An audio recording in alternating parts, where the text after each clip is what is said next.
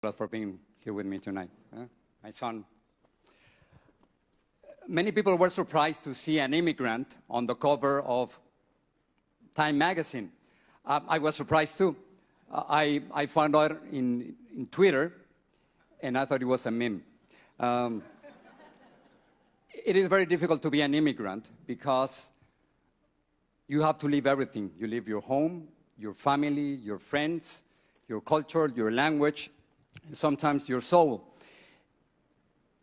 There are about 230 million immigrants in the world. Just imagine 2/3 of the US population going to another country. That is what's happening right now. And sometimes things go wrong, terribly wrong. I'm still shocked by what happened during the weekend in the Mediterranean, and hundreds of immigrants fleeing Africa to Europe died. And you know, the worst is that we don't even know their names, and we haven't even seen their faces. So tonight, I really have to acknowledge that Time is making an effort to make sure that here in the United States, all immigrants are visible.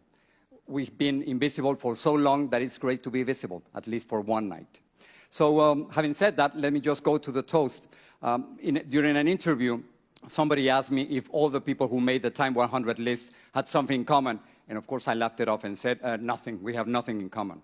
But then if you really think about it, I think what you all have in common is that you are rebels.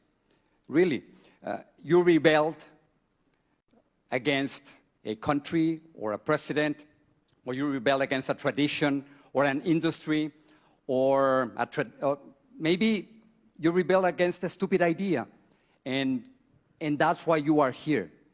So tonight I want to do a toast to 3 groups of rebels who couldn't be here. It'll be fast, don't worry. The first one is very close to my heart.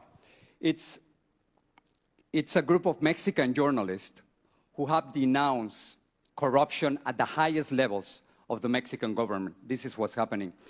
The Mexican president, Enrique Peña Nieto, his wife, Angélica Rivera, and a minister, at least one minister, they bought homes from government contractors. And after that, these companies got millions of dollars from the government. In any country with a little bit of rule of law, the president would have been forced to resign. Guess what happened?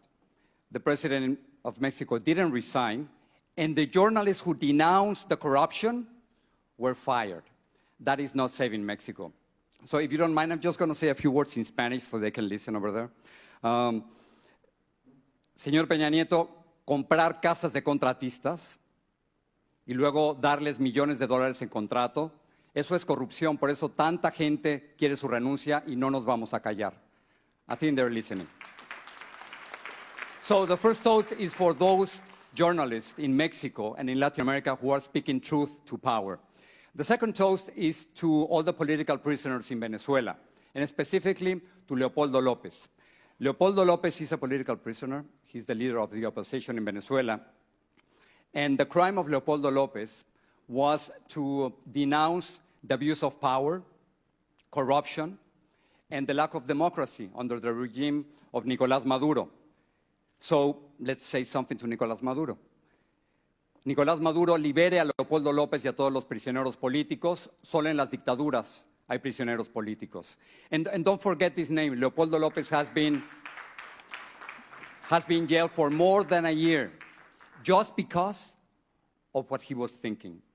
And the last toast is to my heroes, my real heroes, the dreamers. You know, they are young, undocumented students who came to this country when they were very young. They were brought here as children or as babies by their parents through no fault of their own. And because Congress has done absolutely nothing during the last decade on immigration, nothing, the dreamers decided to take this on themselves.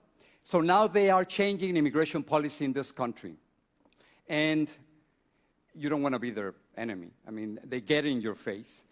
And dreamers, they are really American citizens, but they don't have a paper to prove it. And not only that, there are many politicians and many presidential candidates who want to deport them. So here's just a quick note, a word of advice to all the political candidates and presidential candidates. Latinos and millennials will decide the next election, and Latinos won't vote for any candidate who wants to deport your father and your mother, your friends, your neighbors, and young students. So now,